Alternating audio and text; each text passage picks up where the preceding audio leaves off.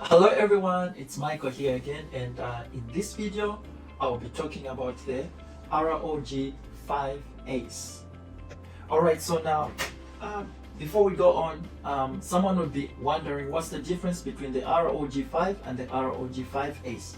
So the only difference between the two phones is that the ROG 5 Ace comes with a Snapdragon 88 plus, which is 888 plus, and you can see here from the box is actually labeled here 888 plus as the 5 Ace ROG phone, and this is the Tencent version, which is actually powered by the Tencent games. So we can see that from the specification of this phone here, we have a triple plus Snapdragon as the specification. We have the ROG 5S black in color. We also have the storage capacity of 128 GB, and it has a screen dimension of 6.78, and it has three cameras, which is the 64 megapixel, this camera here. It has a 13 megapixel, which is this one, a 5 megapixel, which is this one, and it also has a 24 megapixel, which is actually the front facing camera here.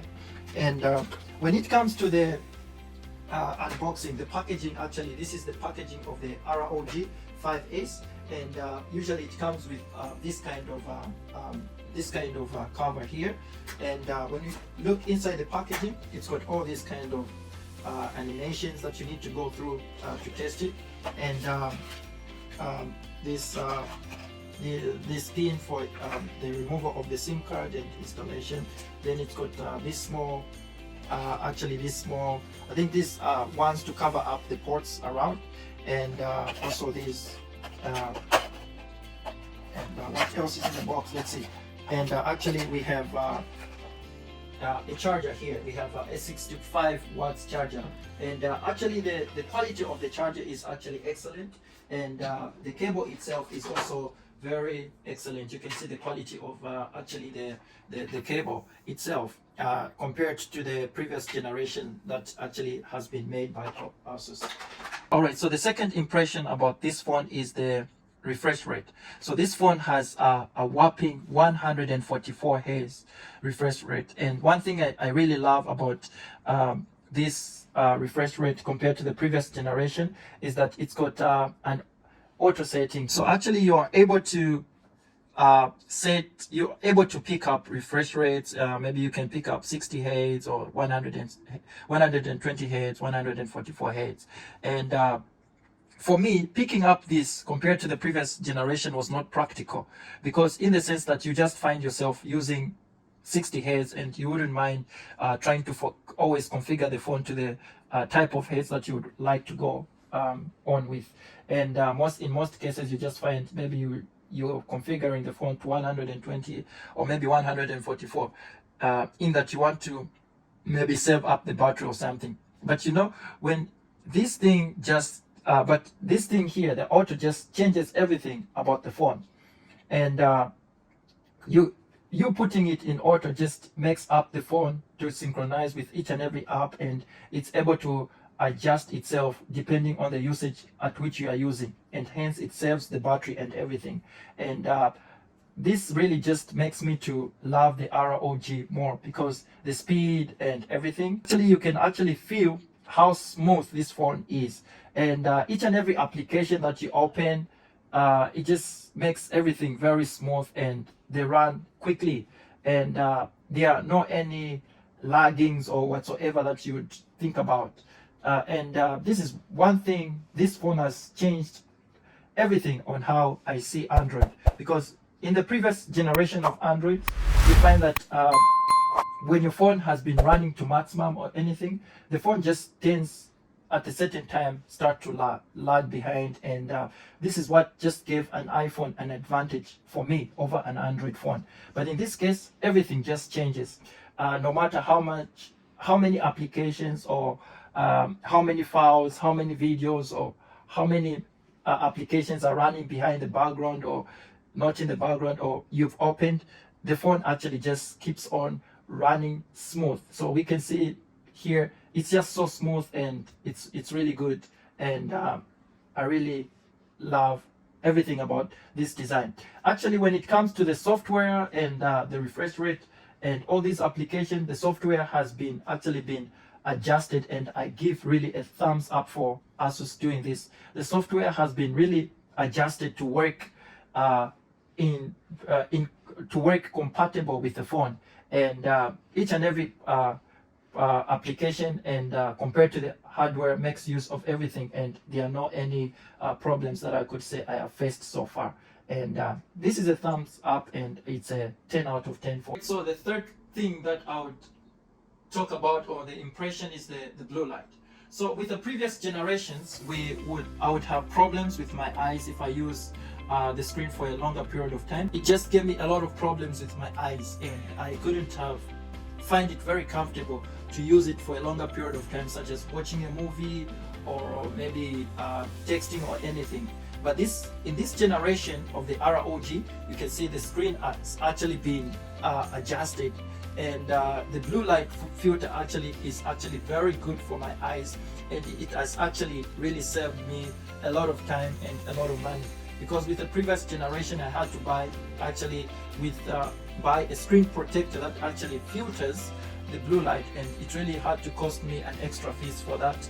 And I also had to use other kind of applications, setting other kind of application that would actually filter out the blue light on this phone. But now everything has been made very comfortable, and it's really comfortable for the usage for my eyes. Impression about this phone is the battery.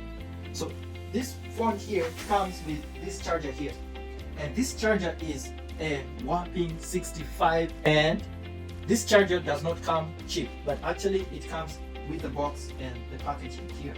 And we're gonna try it out and see how fast this charger really can charge the phone.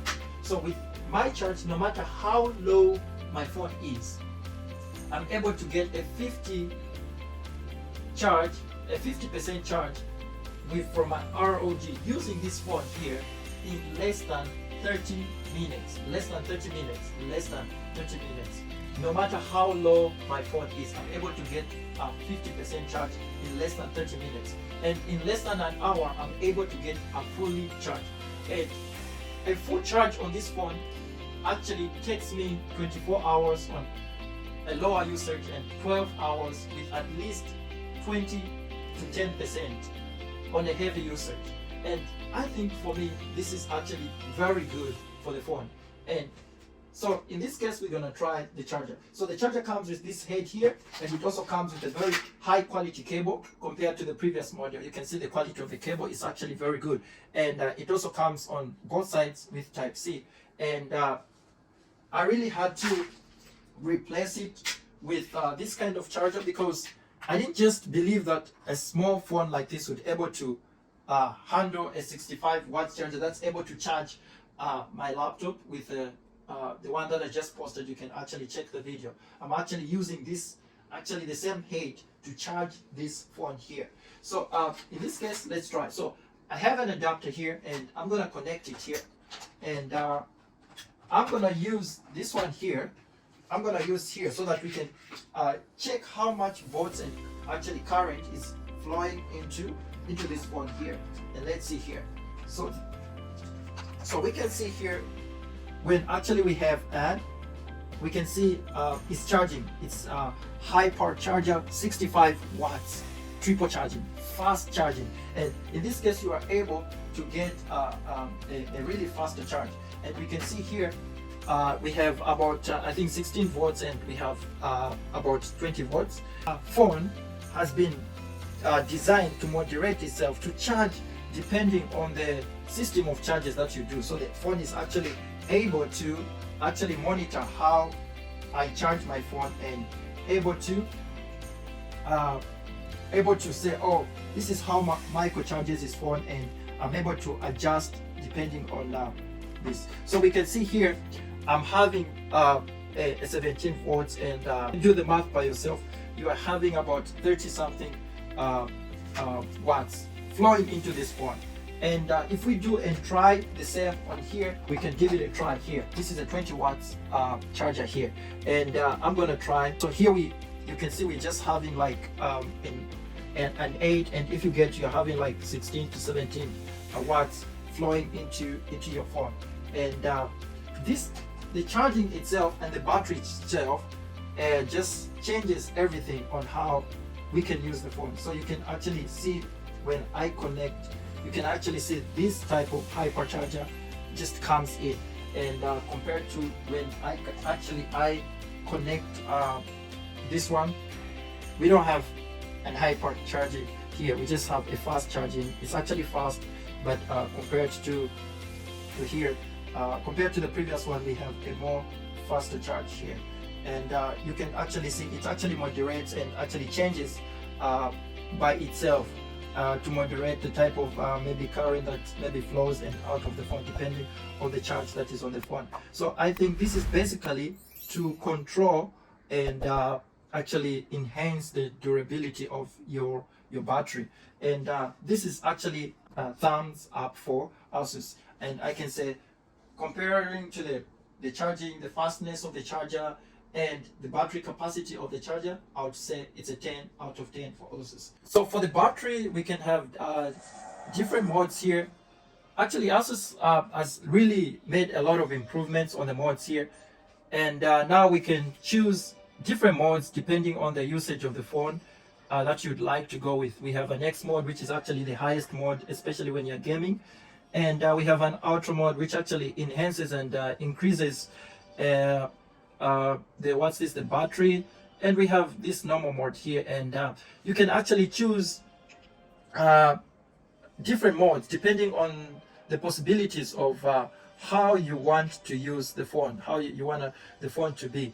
And for me, I find myself using an optimized performance because I'm a daily user, I'm not a gamer. And yeah, so I find myself using most of the time this mode here. When it comes to the camera, there has been quite a number of improvements, and compared to the previous generation, I would say the camera is an 8 out of 10. It's not that bad, yeah. And I'm not really a fan of this camera here. I mostly find myself using an iPhone and everything, but it really actually, it's not that bad, and it really works quite good, I would say. And it really does quite a good job if you wanna actually record your videos and everything. But I wouldn't actually recommend it to be the main purpose of why you should buy this phone. So the other thing that really makes the ROG really special is actually the air triggers. So the ROG here has 2 air triggers here, and I'm not really sure what actually the name has been used, but I would say refer them to air triggers as they have been said. And in my case of using them, they really actually work very good. They actually work very fine without any compromise. And in my case, I would find myself playing Call of Duty, and you can see here. And these air triggers can also be mapped off, and you can actually map them to the specification on how you'd actually want them to be. So here now, Asus has actually increased the possibilities of touches. Now we have motion control. And I just find myself not using this. We also have some kind of cooler buttons. In this case, I don't have them because I don't have a cooler fan here that actually cools this thing here, cools the phone itself. And in most cases, I just use the air triggers in most of the cases. So we can see here, we will try out the game and see how perfectly this thing really works. And I've been using this thing I've been actually using the air triggers. Actually, in most cases, I just find myself using the air triggers, and I usually don't actually face any problems. We can see from here, let's see. So we can see here, I just find myself mostly, I have mapped this air trigger to my gun here, and I can actually here I can actually shoot here. So it's very, actually, it's very convenient and very fast to play.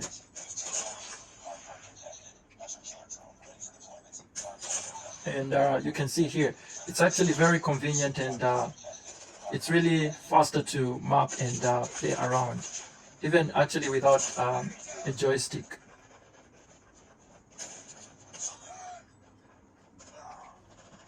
Actually, this phone here is actually powered or maybe supported by Tencent games, but actually you can install a kind of VPN, and then you can download Google Play Store as an APK from Google and install it into your phone. And from my experience, everything actually really works well, and I really give a thumbs up to Asus for actually making the software very high compatible without any crashes compared to the previous generation that I was using. So all the apps actually, they really work fine without any lags, and they are compatible to the refresh rates, and they really open smoothly and very fast without any compromises or anything. And everything just works fine. And Google, after some time, I found that my Google account has been embedded into my phone. It actually supports all the files that I actually from the previous phones have been put back into the phone, and my passwords and everything that was logged onto my previous phones is actually now running smoothly on this phone. The system lighting, and this system lighting here actually just changes according to the usage of the phone. It just actually depends on what you are doing on your phone. If actually you are making a call, such as maybe making a call, you expect a different reaction. So in this case, I'm making a call here, and I have a different reaction, or I receive a call. And sometimes I like to use it as a sense for my notifications. It really works sometimes, though I don't just find myself using it quite a lot, because I just have to go on and off and on and off, and sometimes I just find it a drain to my battery. Otherwise, everything about this phone is really a very good design, and Asus has really made it well on designing this phone. And one of just the improvements that I would love Asus to do about this is actually this small attachment here that doesn't just fit into my phone here, and in most cases I tend to lose it.